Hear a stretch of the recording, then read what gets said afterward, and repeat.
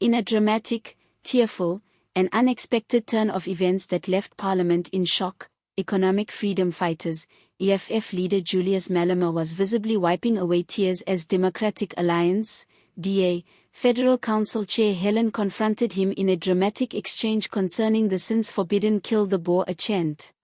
What started as a contentious political showdown immediately became a unique moment of unvarnished emotion and openness. Something rarely seen in the corridors of South Africa's parliament.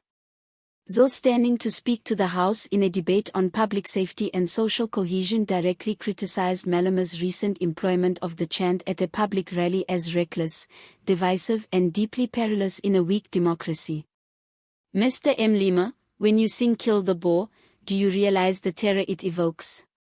Not only among farmers, but among families, children, and citizens who desire peace, she asked, her tone harsh but controlled. You have the voice of millions who hear you say everything. But instead of constructing a new tomorrow, you continue to bring us back to the pain of yesterday. Malema, who at first was defiant, tried to interrupt. But as Zille's voice grew louder and more intense, the House fell still.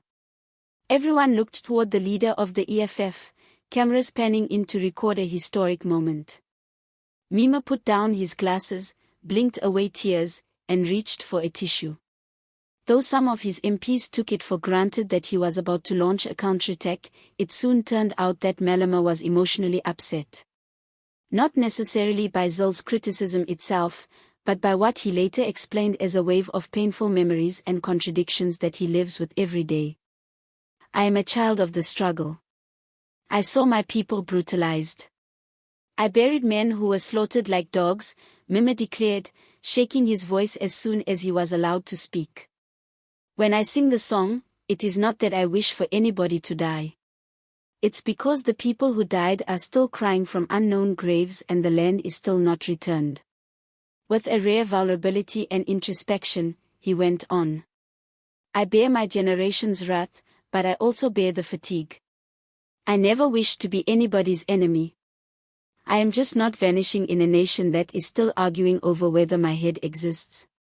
He continued, speaking of the weight of leadership in a country still traumatized by apartheid's legacies.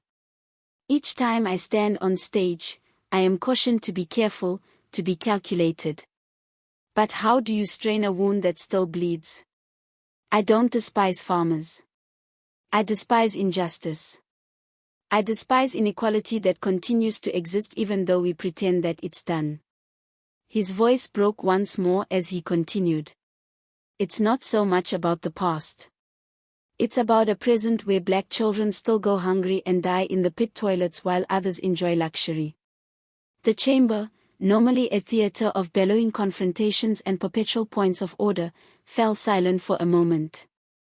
A stillness washed over even the most seasoned MPs. DA members looked visibly disturbed by the uncharacteristic vulnerability of Malema. While EFF MPs sat in somber solidarity, ANC benches had a variety of reactions.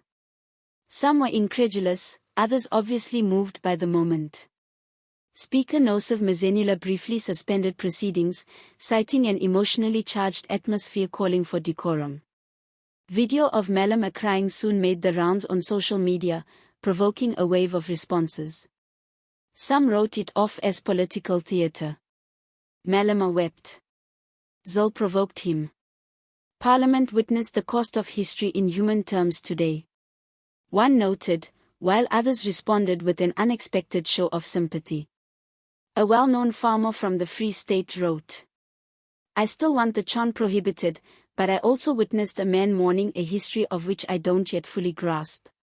We require conversation, not denial. Even Zille in comments afterward to the press recognized the intensity of the moment. I wasn't there to shatter him. I was there to speak on behalf of people who are forgotten and scared, she said. But I did see the anguish in his eyes. It reminded me once more that this nation has never really healed. Perhaps we all need to hear more. Analyticians are divided on whether the moment will be one of turning points for South Africa's continued reckoning with race, trauma, and the politics of language, or if it will be merely another installment in Parliament's endless war of words. There are those who claim it might lead to genuine dialogue, while others fear it might be rapidly forgotten in the midst of the next controversy. But whether strategically wept or genuinely, they hit a chord. South Africans are tired of political bluster, they crave truth, and perhaps at last some reconciliation.